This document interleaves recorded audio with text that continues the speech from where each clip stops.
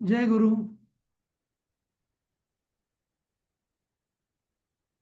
जय जय गुरु. गुरु sir. हां, तर आपण असं आधी म्हटलं होतं की 2 दिवस तुम्हाला अ, अभ्यास करून तुम्ही चौथ्या अध्यायावरती प्रश्न सोडवाल.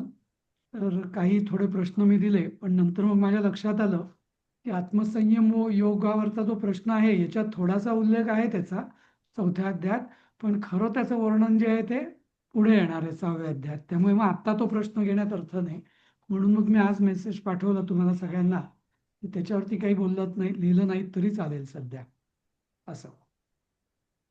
हं? अजून काही विचारायचं आहे का चौथ्या अध्यायावरती वगैरे? आणि नंतर महाभारताची पुस्तकं कोणी वाचली? तर एका दिवसात तर महाभारताचं अख्खं वाचून होणार नाहीये, पण थोडं थोडं वाचायला सुरुवात केली. हा, नाही, ते जे पुस्तक, जे महाभारत जे मी दिलेलं आहे ना परीक्षेचं, ते तर छोटं पुस्तक आहे नाही का, ते तर एका बैठकीत वाचण्याजोगं आहे. त्या पुस्तकाच्या संचामध्ये आलेलं. हा हो, पुस्तकाच्या संचात जे आहे. हा, ठीक आहे. हा, ते बरं, मला एक वाचलं विचार. सर. हा, ते म्हणजे ते दिलेलं ते झालं वाचून. पण ते दुसरं तुम्ही म्हणाला ना, हे पुरेसं नाहीये, अजून वाचायला पाहिजे. हो हो ते हो, नाही झालं. ते नाही झालं. बरं, दुसरी मला एक दोघांनी विनंती केली की त्या जे जे टेक्स्टबुक जे दिलंय आपण ते हिंदीमध्ये आहे, तर त्याचं मराठी कसं काय करता येईल वगैरे. तर मी विद्याभवनमध्ये आधीच विचारलं होतं मी, तर त्याचं विद्याभवनमध्ये तर अवेलेबल नाही आहे.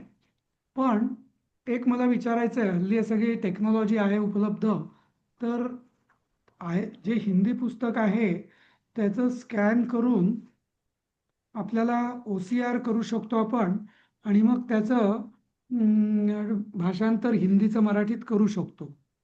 तर असं कोणी करू शकेल का? पूर्ण पुस्तकाचं आधी स्कॅन करून PDF करायचं आणि मग त्याचं गुगल ट्रान्सलेटने हिंदीतून मराठीत करायचं, म्हणजे ज्यांना अगदी हिंदी जास्त समजतच नाही तर त्यांना याचा उपयोग होऊ शकेल. असं कोणी करू शकेल का हे काम? त्या ग्रुप पुस्तकाचं करायचं वरतीच विचारायला पाहिजे. हा, गीतेच्या पुस्तकाचं कोणत्या पुस्तकाचं करायचं? गीतेचं जे महाभारतावरतीचं पुस्तक आहे ना, आपला अच्छा, संच दिलेला ओके. आहे ना. हा, हा, ओके ओके, त्यामधलं तर ना. कसं की स्टेप बाय स्टेप मी तुम्हाला सांगतो. पहिल्यांदा सगळे पेजेस त्याचं तुमचं नोट्स ॲप असतं किंवा कुठल्या ह्यानी करून त्याचं PDF मध्ये रूपांतर करायचं. ओके. आणि मग नंतर त्याचं OCRने डिजिटाईज करायचं, दुसरी स्टेप.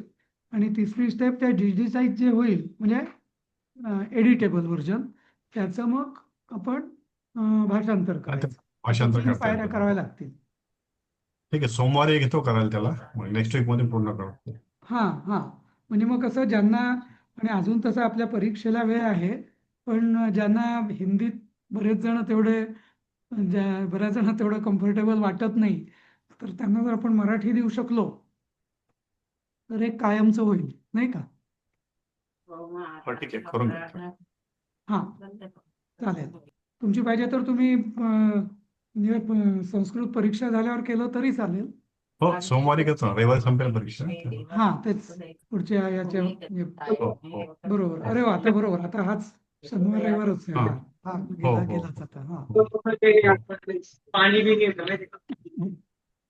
बरोबर बरोबर. बाकी म्यूट करा हां, ज्यांना बोलायचं नाही त्यांनी. हां हां. दुसरं विचारायचं होतं की चौथ्या अध्यायावरती अजून काही आपण पुढे तर जाऊ शकतो, आणि याचा आपल्याला, तुम्ही जे प्रश्न लिहिले त्याच्यावरती पण चर्चा करायची आहे. पण मला वाटतं सगळ्यांचे अजून ते प्रश्न सोडून किंवा अटेम्प्ट करून झाले नसतील, तर आपण त्याच्यावर 1-2 दिवस अजून घेऊ शकतो, वेळ देऊ शकतो त्यांना, आणि मग आपण त्याच्यावर चर्चा करूया प्रश्नांवर. काय वाटतं? सर, ते ज्ञान कर्म संन्यास योगाबद्दल काय काय लिहायचंय?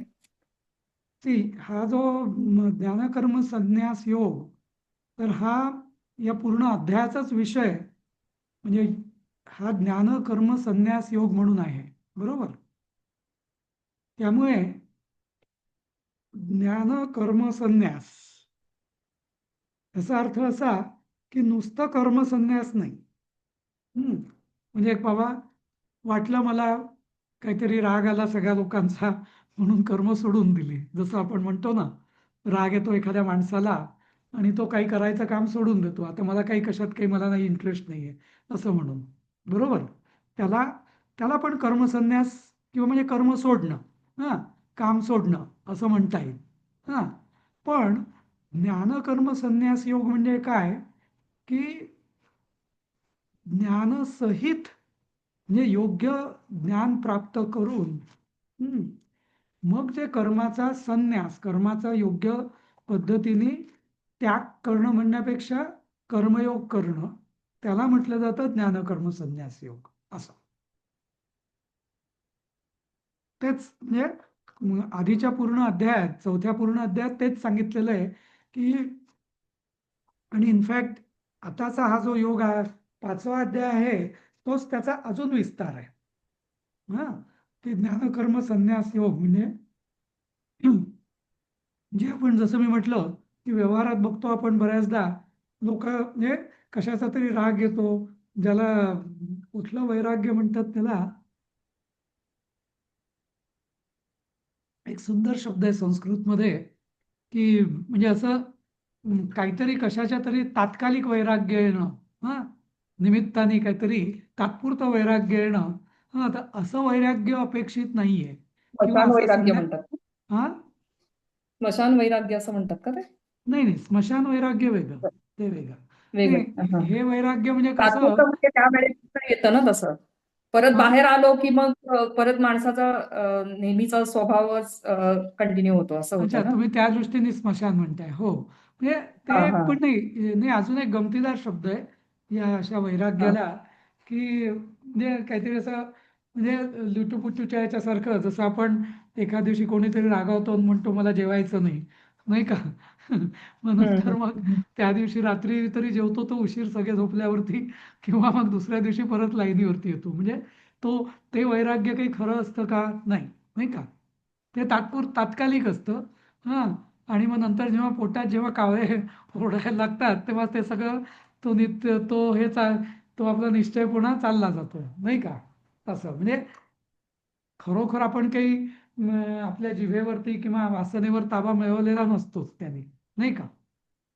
असं तर म्हणजे गीता स्पष्टपणे सांगते, गीतेचा मूळ उद्देशच तो आहे की नुसतं कर्मसन्यास म्हणजे म्हणजे मधल्या काळात काय झालं होतं की संन्यासी म्हणजे पोचलेला, म्हणजे संन्यासाला आपल्या धर्मामध्ये खूप मान आहे, कारण संन्यासी म्हणजे सगळ्या भोगांचा तो त्याग करून काहीच न करता राहतो.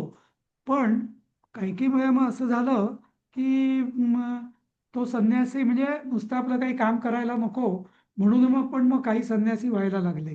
हा, आणि मग असे संन्यासी बरोबर का, तर नाही. असल्या संन्यासांपेक्षा म्हणजे ज्याला म्हणतात सोयीस्करवाद, म्हणजे संन्यासी म्हणजे आपली पोटापाण्याची सोय झाली म्हणून संन्यास घेतला, तर तो संन्यास गीतेला किंवा आपल्या सनातन धर्माला पण अपेक्षित नाही आहे. पण गीतेने त्याचंच निराकरण केलेलं आहे. आणि म्हणून पूर्ण कर्मयोग केल्याशिवाय, कर्मयोग हे साधन आहे ज्ञाननिष्ठेचं, हेच तिथं सांगितले असं. तर म्हणून त्या अध्यायाला म्हणजे आधीचं जसे दुसरा आणि तिसरा अध्याय सांख्ययोग आणि कर्मयोग म्हटलं, पण मग मग म्हणजे कर्मसन्यास काय, मग नुसतं कर्मसन्यास चांगलं होता, नाही. जोपर्यंत ज्ञानप्राप्ती होत नाही तोपर्यंत तो योग योग्य नाही, पूर्ण नाही. म्हणून ज्ञान कर्म संन्यास योग असं इथं त्या अध्यायाचं नामकरण त्यांनी ज्ञानकर्म संन्यास योग असंच केलेलं. Right idea. ठीक आहे. तर मला 2 प्रश्न होते. हम्म. अ, बोलू का? हो, बोल बोल दीपाली. हा. अ, एक आपल्याला तपोयज्ञ म्हणून आहे, जेव्हा त्याच्यात होतं की शरीराला ताप देऊन केलेलं यज्ञ, त्यातून फळाची अपेक्षा नसते, देहाला कष्ट देऊन प्राप्तीची अपेक्षा न ठेवता मानसिक, वाचिक आणि कायिक तप करणं. तर मला असं विचारायचं होतं की याची उदाहरणं म्हणजे ही होऊ शकतात का, की काही लोक असं जमिनीवर झोपतात, सो तो पण शरीराला ताप देणं आहे. किंवा गांधारीने डोळ्यांवरती पट्टी बांधली होती, तो तिने एक तपच केलं होतं ना, तिने ते नाही हे केलं होतं. किंवा काही लोक गोड सोडतात, काही जण मौन व्रत घेतात. तर ही तपोयज्ञामध्ये येणार का दुसऱ्या कशात येणार? हो, म्हणजे याच्यात दोन सांगितलेलं आहे. एक ना ती व्रत वैकल्यवाला पण एक यज्ञ आहे, शेवटी सांगितलेला आहे पहा. हा, म्हणजे उदाहरणार्थ एखादा माणूस म्हणजे व्रत करणं वेगळं, उपवास करणे किंवा काहीतरी अनुष्ठान करणे वगैरे, हा, वगैरे तो वेगळा आहे. ते पण थोडंसं त्या तपाचा म्हणजे त्रास देण्याचा भाग असतो शरीराला, ताप देण्याचा थोडक्यात. पण तपोयज्ञामध्ये म्हणजे प्रचंड शरीराला ताप देऊ. हा, म्हणजे जसं मी उदाहरण दिलं म्हणजे पण ते सांगितलं की हा, काही लोक जमिनीवरच झोपतात, शय्येचा त्याग करतात वगैरे, किंवा काही लोक एकमुक्तच राहतात, नाही का. तर तो म्हणजे पण दोन्ही अपेक्षित आहे तपोयज्ञामध्ये. तर म्हणजे तपश्चर्या करून निष्काम भावना पाहिजे. शरीराला म्हणजे काय, इथं शरीर या अर्थाने मी काहीच वाचिक आणि मानसिक या तिन्ही अर्थाने म्हणतो मी.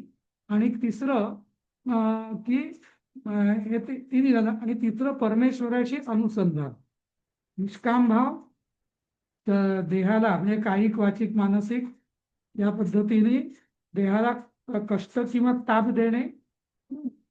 आणि तिसरं परमेश्वराशी ईश्वराशी अनुसंधान. या जर तीन गोष्टी असतील तर तो तपोयज्ञ होतो. ओके, ठीक आहे. बरोबर आणि ना? अजून एक मला प्रश्न होता, तो म्हणजे की एका श्लोकात असं आहे ना, इंद्रिय यज्ञ आणि विषयांचा यज्ञ, बरोबर? तर त्याच्यात तो खूप सूक्ष्म फरक आहे असं मला वाटतं. कारण इंद्रिय ही शेवटी विषयातूनच त्यांना ज्ञान मिळतं ना.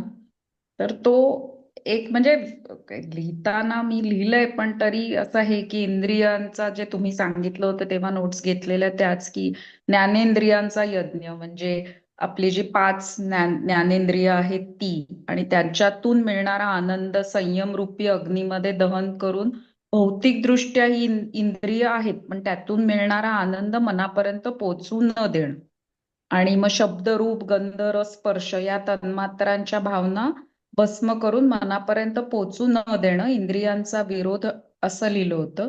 पण विषयांचा यज्ञ लिहिताना मला की इंद्रियांपासून विषयाची होणारी जाणीव, जसं मऊ स्पर्श किंवा आवडीची चव, सुगंध, आवडीचं संगीत, सुंदर दृश्य यांची जाणीव इंद्रियांमध्ये दहन करणं, हे थोडंसं मला म्हणजे मी लिहिलं कारण तशाच तुमच्या नोट्स होत्या, पण थोडंसं मला एक कन्फ्युजन तरी होतं की ताटात येईल ते खाणं किंवा इंद्रियांच्या सुखाचा विचार न करणं, की आज मला गोड खायला मिळेल किंवा हे वगैरे, हे एवढंच आहे का अजून काय तुम्ही याच्यात फरक सांगू शकाल, इंद्रिय आणि विषयाचा फरक मध्ये दोघांच्या? नाही, चांगला प्रश्न आहे. त्या ओघाओघात मी तो कन्सेप्ट मला वाटतं पूर्ण समजावून सांगायचं विसरलो. ओके, माझ्या डोक्यात होतं ते सांगायचं, पण विसरलो मी. तर त्याचं असं आहे की, आणि थोडंसं मी उदाहरण दिलंही होतं मला वाटतं, की आपली जी इंद्रिय असतात ती स्वभावतः इंद्रिय ही बहिर्मुख असतात, बरोबर. सगळ्या इंद्रियांना बाहेरची असते. आता पण आपल्याला हे नक्की माहिती आहे की इंद्रिय विषयांना ग्रहण करतात, म्हणजे इंद्रियांचे विषय असतात, विषय तन्मात्रा ग्रहण करतात, आणि ते तन्मात्रा आपण भोगतो, बरोबर.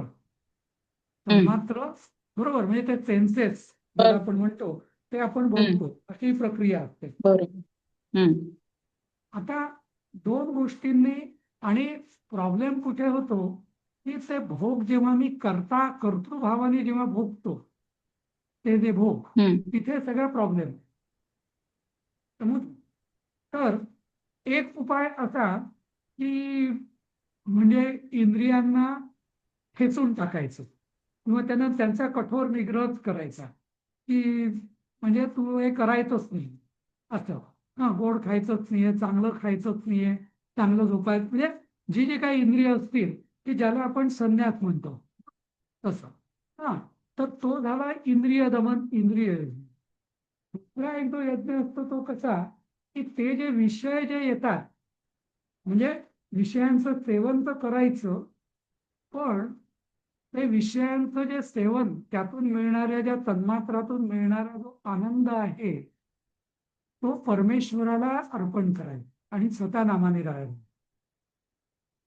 म्हणजे इंद्रिय जे बहिर्मुख आहेत, आणि इंद्रिय बहिर्मुख आहेत म्हणजे काय, की त्याची नैसर्गिक त्यांचा ओढा हा विषयांचं रसग्रहण करण्याचा इंद्रियांना.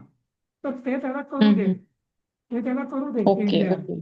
पण तो जो आनंद प्राप्त होतो, तो आनंद आपल्या आपण न भोगता, हा, बरोबर. तो परमेश्वराला अर्पण करायचा. मग आपण हा फरक असा करू शकतो का, की गोड न खाणं म्हणजे इंद्रियांचं हे करणं, आणि गोड खाणं पण त्यातून मिळणारा आनंद काय म्हणतात एन्जॉय न करणं, हे म्हणजे विषयांचा यज्ञ असं म्हणू शकतो? समजा मी तीन तीन उदाहरण दिल्या खाण्याबद्दलच आपण. हम्म, एक आहे हम्म, की एक जो सामान्यतः काय होतं, लोक अगदी वा वाच काय आहे, काय आहे, काय गोड आहे, काय चांगलं आहे, काय मसालेदार आहे, अगदी सो कॉल ज्याला आपण म्हणतो चवीने खातात, अगदी जिभेवर चव रेंगाळत असते आणि एन्जॉय करतात, क्रिटिसाइज पण करतात वगैरे वगैरे, नसेल तर टाकून पण देतात वगैरे वगैरे. म्हणजे बरोबर, म्हणजे भोगवाद, चंगळवाद किंवा भोगवाद ज्याला आपण म्हणतो तो. बरोबर. दुसरा की नाही, ते मी म्हणजे अन्न हे पूर्ण ब्रह्म म्हणून मी त्याचा म्हणजे भोगवाद आणि हा वेगळा झाला. पण दुसरं मी जे समोर येईल ते खायचं. समोर येईल ते खायचं, त्याचा विचार करायचा नाही. म्हणजे थोडक्यात जसं मी उदाहरण दिलं होतं की गाडीमध्ये जसं पेट्रोल भरतो आपण, पेट्रोल कुठल्या रंगाचं आहे, कुठल्या वासाचं आहे, तिथे सुगंधी पेट्रोल म्हणून आपण काही सुगंधी पेट्रोल भरायला जात नाही, कारण आपल्याला माहितीये पेट्रोलचं काम मुख्य काय आहे, तर गाडीला एनर्जी देणं, ऊर्जा देणं, नाही का.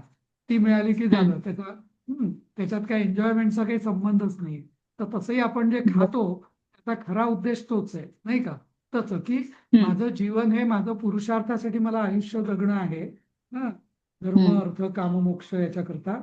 त्यापैकी मोक्ष हे माझं अंतिम पुरुषार्थ आहे, ते माझ्या मुख्य साध्य आहे.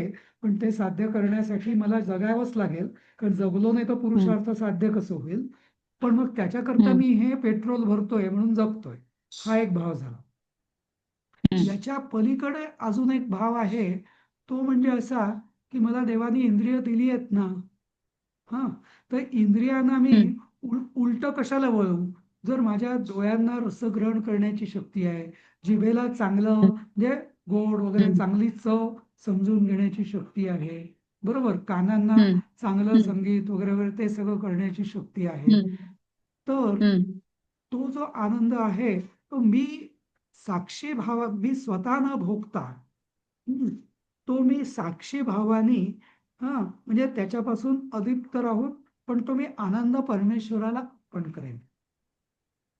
ओके. समजलं. तर त्याला म्हटलं जातं विषयांचा यज्ञ.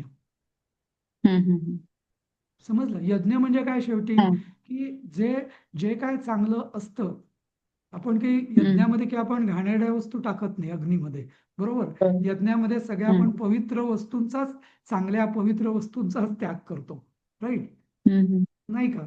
जसं म्हणजे मी जसं मुसलमानांमध्ये मी नेहमी म्हणतो की त्यांच्यामध्ये जी बकरी ईद असते, नाही का, तो एक खरा मोठा यज्ञ आहे, नाही का. म्हणजे ते मूळ बघितलं तर की त्या बकरीला म्हणजे आणून तिचं लहानपणापासून पोषण करून अगदी आपल्या घरात ठेवून तिच्यावर प्रेम ममता करून मग त्या बकरीचा ते म्हणजे हे करतात, बली देतात. म्हणजे अक्षरशः त्यांना दुःख व्हायला पाहिजे खूप, म्हणजे आपल्या प्राणप्रिय एखाद्या वस्तूला प्राणप्रिय करून मग तिचा त्याग करणं, तो खरा यज्ञ, नाही का, असं. पण तर तसंच म्हणजे जे आपल्याला म्हणजे थोडक्यात काय यज्ञामध्ये आपल्या हव्याशा किंवा आपल्याला प्रिय असणाऱ्या गोष्टीचा आणि चांगल्या पवित्र गोष्टींचा त्याग करायचा आहे तो यज्ञ. तर इथं जे मला देवानी इंद्रिय दिलेली आहेत त्या इंद्रियांच्या शक्तीचा उपयोग करून त्या विषयांमुळे ज्या तन्मात्रांचा जो अनुभव येतो, आनंद म्हणा, अनुभव म्हणा, तर तो परमेश्वराला मी स्वतः न भोगता परमेश्वराला बर अर्पण करणं. हा जो हो आहे हा विषय यज्ञ आहे. तर हा ओके या क्लिअर हा तर हा इंद्रिय यज्ञापेक्षा हा म्हटलं तर सोपा आहे. कारण इथे तुम्ही इंद्रियांना प्रवाहाच्या विरुद्ध पोहायला लावत नाही आहात. इंद्रिय आपापली काम करत राहतात एक. पण त्याचबरोबर मी भोगत नाही होत त्यांचे भोग मी न भोगता ते भोग मी परमेश्वराला अर्पण करतो. मी साक्षी भावने, कारण माझा त्या भोग म्हणजे त्या जगाचाही त्या आनंदाचाही माझा संबंध नाही. मी ज्यांनी मला आनंद दिला त्यालाच तो मी आनंद परत केला असं. बरोबर हा तो या 3 मधला मला वाटतं तिसरा जो आहे तो कदाचित आपण हे करू शकतो कारण एक्झॅक्टली आपण एक्झॅक्टली एक्झॅक्टली म्हणजे आपण तर समाजात राहतो त्यामुळे आपण काही समारंभ जॉईन करतो तर तिकडे गेल्यावरती जे ताटात येईल ते खायचं त्याची चर्चा नाही करायची की अरे त्यांनी ना लग्नामध्ये जिलबीच ठेवली होती हे नव्हतं ठेवलं. जे आहे ते खायचं आणि त्याचा आनंद फक्त हे करायचा आणि मग आपण जे म्हणतो ना आपल्याकडे की अन्नदाता सुखी भव ते म्हणायचं आणि हे करायचं असं टाईप. तो एक फक्त मला म्हणजे माझ्यासारख्याला तो पॉसिबल आहे असं वाटतं. नाही भोगवाद ऍक्च्युअली तर डेफिनेटली अवॉइड करू शकतो. नाही ऍक्च्युअली तर म्हणजे जर गीतेचं प्रयोजन काय असं जर आपण विचार केला ना तर आणि गीता ही फक्त एवढी जर गीता परिपूर्ण आहे तर ती सत्ययुगात किंवा म्हणजे त्रेतायुगात का नाही सांगितली, द्वापार युगाच्या अगदी शेवटी शेवटी म्हणजे जवळपास कलियुगाला फक्त 36 वर्ष बाकी असतानाच का सांगितलं. तर त्याचं असं म्हटलं जातं की उद्दिष्ट पण हेच आहे की जे आता पूर्ण प्रवाहाच्या विरुद्ध करणं तपश्चर्या किंवा हे जे सत्य कृतयुगात किंवा त्रेतायुगात शक्य होतं ते आता कलियुगात तर फार अशक्य होत जाणार. आणि म्हणून कृष्णाने जे कर्मयोग रूपी जो हा यज्ञ सांगितलेला आहे की परमेश्वराला सगळं अर्पण करा. शेवटी परमेश्वरार्पण करणं, आनंद असो काही असो, सगळी कर्म त्याचं फळ त्याचा आनंद हे सगळं परमेश्वराला अर्पण करणं हाच कलियुगामध्ये हेच करण्याजोगं आहे नाही का असं. आणि म्हणून कृष्णाने यावेळी द्वापार युग संपता संपता कलियुगाच्या आरंभी सांगण्याचं प्रयोजनच हे आहे असं की हा योग कलियुगातल्या लोकांना की जिथं आता पूर्ण संन्यास एवढी आसक्ती कोणाची गेलेली नाहीये, सगळे निवृत्त भावनेने जगत नाहीयेत, सगळे प्रवृत्ती मार्गातलेच आहे. पण थोडीशी निवृत्ती म्हणजे आसक्ती पूर्ण म्हणण्यापेक्षा बरीचशी गेलेली नाहीच आहे. पण थोडीफार निवृत्तीचे विचार मनात येतात की यातनं बाहेर कसं पडायचं. तर त्याला हा योग सोयीचा आहे असं संसारात बरोबर राहून असं. म्हणूनच म्हणजे कदाचित शेवटच्या श्लोकात श्रीकृष्ण अर्जुनाला सांगतात की तू तुझ्या हृदयात असलेल्या या आनंदानी जो संशय निर्माण झालाय तो विवेक ज्ञानरूपी तवी वाचतेच आहे पण तलवारीने नाश करून समत्वरूप कर्मयोगात स्थिर राहा आणि युद्धाला उभा राहा. म्हणजे कदाचित तुम्ही आता जे म्हणालात तेच सार आहे की सर्व काही आपल्याला जमणार नाही तर जे आहे ते परमेश्वराला अर्पण कर आणि सगळी किलमिश काढून टाक मनातली आणि पुढे जा. बरोबर. आणि बऱ्याचदा हाच उपदेश वेगवेगळ्या मार्गांनी परमेश्वरांनी सांगितलेला आहे. 12व्या अध्यायात या 5व्या अध्यायात की जिथे जिथे अर्जुन विचारतो की ज्ञानमार्ग श्रेष्ठ की कर्ममार्ग श्रेष्ठ, तिथे तिथे कृष्ण म्हणजे ज्ञानमार्ग श्रेष्ठ नाही असं अजिबात म्हणत नाहीत ते. पण ते म्हणतात की तुला किंवा बहुतेकांना हाच मार्ग सोयीचा आहे, सोपा आहे, सुलभ, ज्याला आपण सुलभ म्हणतो ना असं. म्हणजे म्हणजे खडतर नाहीये हा. कारण काय खडतर मार्ग म्हणजे काय की जिथनं जर एक पाऊल जरी चुकलं तरी कडेलोट होतो. बरोबर? बरोबर. सोयीची वाट म्हणजे काय, ती लांबची असते बरीच, पण तिच्यात धोके कमी असतात, नाही का? तर कर्मयोगामध्ये धोके कमी आहेत, असं असं. बरोबर. हम्म. हा, खूप स्वाती. छान समजावलं तर थँक्यू. हा.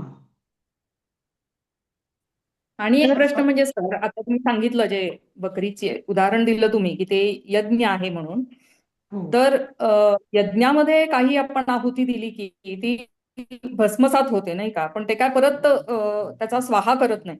मग ते लोक ते भक्षण करतात ना, मग ते कसा काय यज्ञ म्हणता येईल? नाही, तो एक थोडासा वेगळा विषय आहे. हा, म्हणजे ते यज्ञाचा प्रसाद, हा, हाही एक वेगळा विषय आहे. हा, आणि तो प्रसाद किती घ्यायचा परत, म्हणजे तोही एक वेगळा विषय आहे.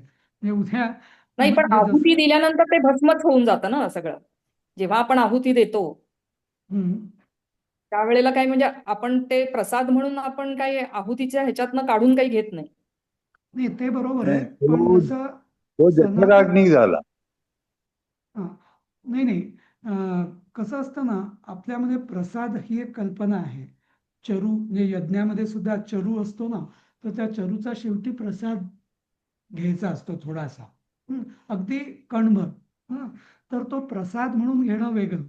हा, की जे मी देवतेला दिलं त्यात, म्हणजे त्यातला अगदी जो उरलेला भाग असतो ना, सगळं आहुती दिल्यावरती, यज्ञ झाल्यावरती जे उरलेलं असतं ते आपण प्रसाद म्हणून भक्षण करणं हे आपल्या शास्त्रामध्ये योग्य मानलेलं आहे. ओके. पण नंतर, आणि इनफॅक्ट असं म्हणतात की यज्ञसंस्था सनातन धर्मियांची बदनाम का झाली, की त्याच्यामध्ये हा जो कन्सेप्ट आहे प्रसाद, तर हा गेला.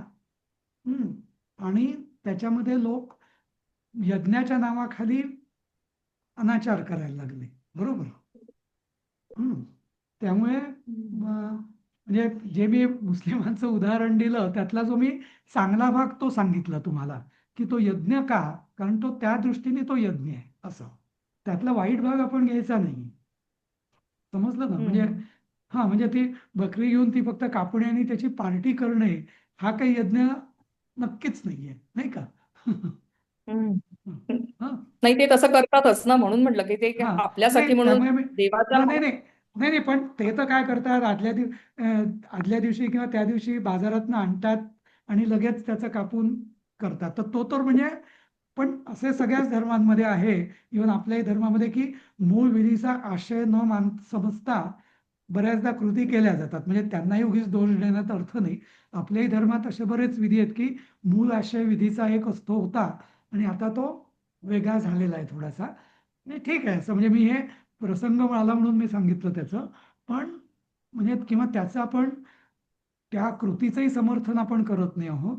पण इथं फक्त एवढंच मला सांगायचं आहे की यज्ञ म्हणजे नुसताच काहीतरी अग्नीमध्ये टाकणं हा हेतू नाही, तर जे पवित्र असतं, ज्याची आपल्याला चांगलं असतं, ज्याची आपल्याला असं म्हणजे, तर ते त्याचा त्याग करणं हा श्रेष्ठ त्याग किंवा श्रेष्ठ यज्ञ असा. त्या दृष्टीने मी तो कन्सेप्ट सांगितला असं, की जो त्या नाही, धर्माने आणि पण अगदी जर जस्टिफाय करायचं झालं तर कृष्ण म्हणतो मी वैश्वानर पण आहे, आणि मग तो जठराग्नी म्हणजे यज्ञ झाला ना. म्हणजे अगदी जस्टिफाय करायचं झालं तर. हो हो. पण एनिवे, ते मग ते मांसभक्षण वगैरे तो वेगळा विषय. सध्या आपण त्याची चर्चा बाजूला ठेवूया, वेगळी ठेवूया. बरोबर? ते वेगळ्या दिशेने जाईल डिस्कशन ते. बरोबर? हा हा, स्वातीला विचारायचंय. स्वाती लेले, बोला. तर विचारायचं नाही, म्हणजे मला असं म्हणायचं की म्हणजे प्रत्येक वेळी इदम न मम कृष्णार्पणम असतो असं म्हणायचं का? हा, पण ते म्हणजे म्हणण्यापेक्षा असं जो भाव, मानायचं. हा हा हा, म्हणजे तो भाव मनात ठेवणं असं, हा नाही का? हा. इदम न हो. मम. हा, हा. ऍक्च्युअली काय माहितीये, आणि कृष्ण. हम्म, स्वाहा आणि स्वधा, हे दोन हम्म, जे यज्ञामध्ये शब्द वापरले जातात नेहमी, हम्म, कारण आपल्या दृष्टीने यज्ञ कोणाप्रित्यर्थ केला जातो? एक देवांप्रित्यर्थ, ऋषींप्रित्यर्थ किंवा पितरांप्रित्यर्थ. कारण हम्म, हे जे हम्म, 3 ऋण असतात, देवऋण, ऋषी ऋण आणि पितृऋण. हं.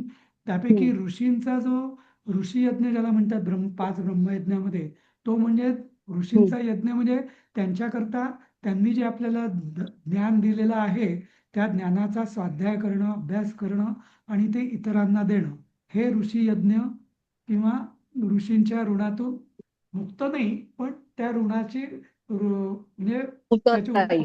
कृतज्ञता व्यक्त करणं हा एक भाग झाला. दुसरी हम्म. गोष्ट, पितर आणि देव हे काही आपल्या समोर दिसत नाहीत, त्यामुळे त्यांच्या प्रित्यर्थ स्वाहा आणि स्वधा या 2 म्हणजे हे 2 शब्द आहेत की ज्यांनी स्वाहा म्हटलेल्या ज्या आहुती असतात त्या देवांना पोचतात, स्वधा म्हटलेल्या ज्या आहुती असतात त्या पितरांना पोचतात. तर स्वाहा या शब्दाचा अर्थच मुळी असा आहे की ते माझं नाही, मी दुसऱ्याला दिलंय, पण ती भावना बळकट होण्यासाठी प्रत्येक आहुती देताना कृष्णाय स्वाहा इदं नमः, अमुकाय स्वाहा इदं नमः असं म्हटलं जातं. इदं नमः म्हणजे ती स्वाहा म्हटल्यावर ती भावना आलेलीच आहे, ते माझं नाहीच आहे, पण ती भावना अजून बळकट व्हावी, पक्की व्हावी, म्हणजे स्वतःला ज्याला आपण म्हणतो जतावून सांगणे की हे माझं नाहीये असं, म्हणून ते इदं नमः असं. ओके हम्म. हा. Okay sir, thank you.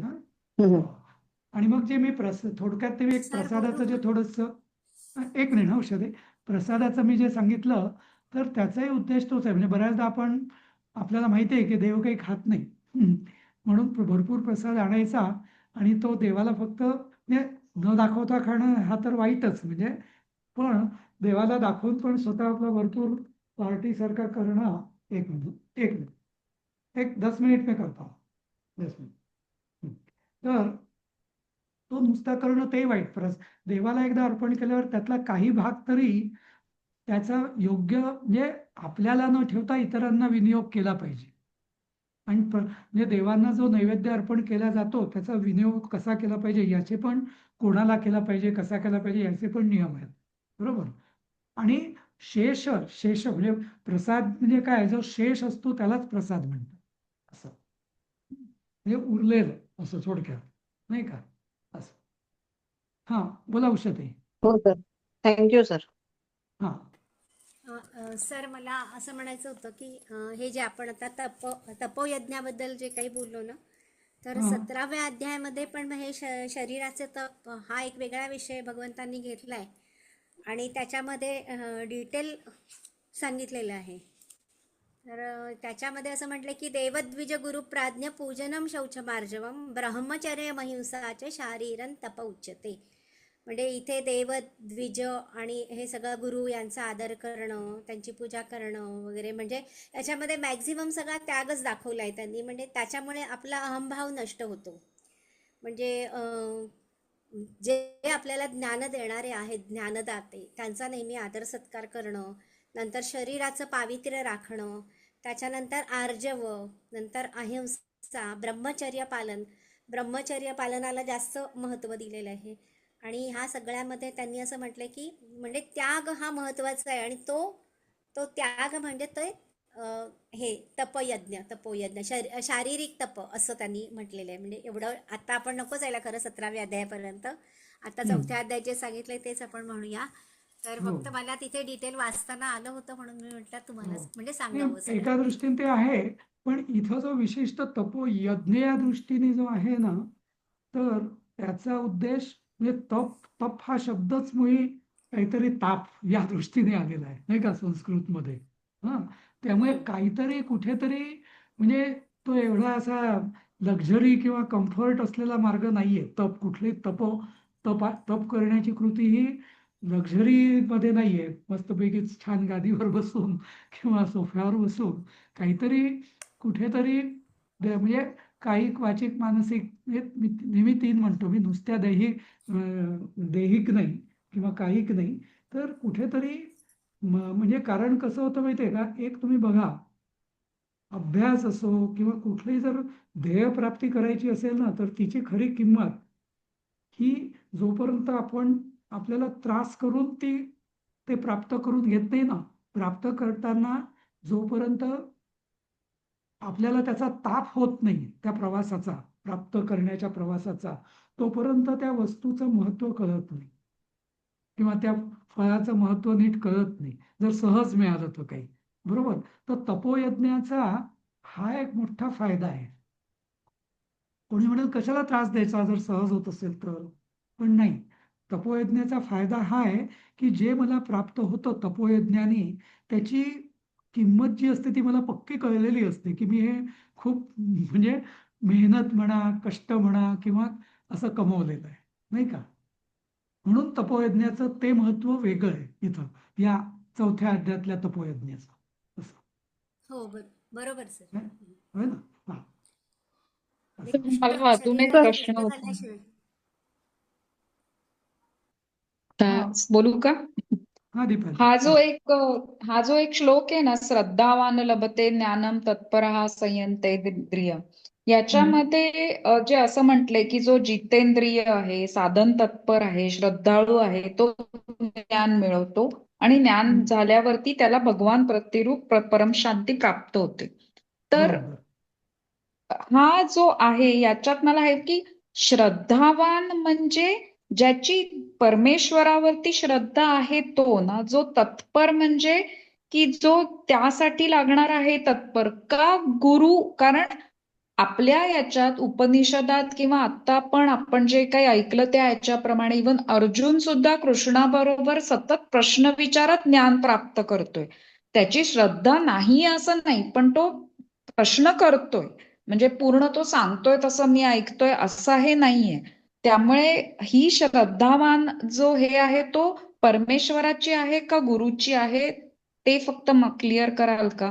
कारण मला असं वाटतं की आपल्या देशात सध्या इतके भोंदू गुरु आहेत की हा त्या अर्थाने घेतला तर लोकांची खरंच फार वाईट अवस्था होते. आपण जे बघतो उदाहरणं, आसाराम बापू असू देत किंवा आता let me not name them, पण तरी असे पण आहेत. म्हणून मला जरा ह्याचं क्लॅरिफिकेशन पाहिजे होतं.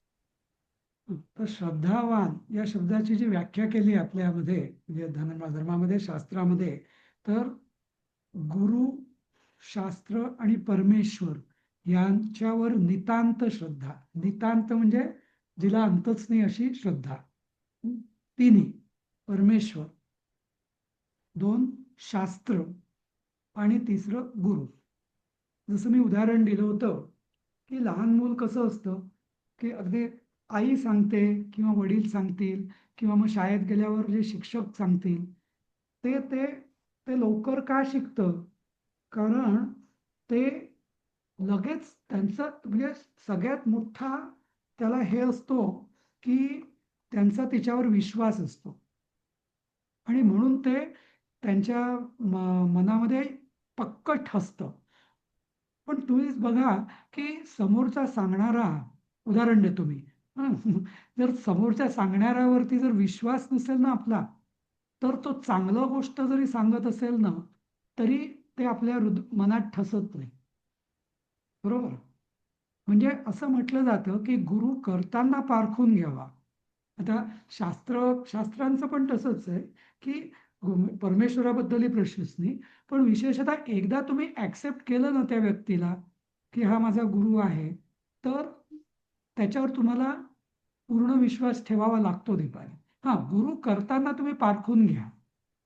आणि त्या पारखण्याच्या ज्या मी हे सांगितलेल्या आहेत की त्याच्यावर आपण बरीच चर्चा झाली आहे की श्रोत्रिय आणि ब्रह्मनिष्ठ, बरोबर, आणि बरोबर. आणि आचारवान. त्याचा आचार कसा आहे त्या व्यक्तीचा, एक. दुसरं, तो श्रोत्रिय म्हणजे तो शास्त्रानुसार त्याचं म्हणजे काय त्याला म्हणतात, उपदेश सुद्धा आणि आचरण सुद्धा हे शास्त्रानुसार आहे की नाही, आणि हे प्रत्येक व्यक्ती व्हॅलिडेट करू शकते. काय नाही आपण व्हॅलिडेट करू शकत की तो साक्षात्कारी आहे की नाही, कारण साक्षात्कार हा पूर्णपणे वैयक्तिक अनुभव असतो, नाही का? ब्रह्मसाक्षात्कार किंवा ब्रह्मज्ञान हे कोणी त्याची परीक्षा कोणी घेऊ शकत नाही. पण जे मी आधीच्या ज्या गोष्टी सांगितल्या की श्रोत्रिय, की त्या माणसाचं आचरण शास्त्रानुसार आहे की नाही, एक, आणि त्या माणसाचं उपदेश हा शास्त्रसंमत आहे की नाही. जसं मी एक उदाहरण देईन, बाकी कोणाचं जाऊ द्या. शंकराचार्यांनी त्यांचा पूर्ण उपदेश जागोजागी वेदांचे आणि उपनिषदांचे, ब्रह्मसूत्रांचे आधार दिलेले. एकही त्यांनी हम्म. स्वतःचं वाक्य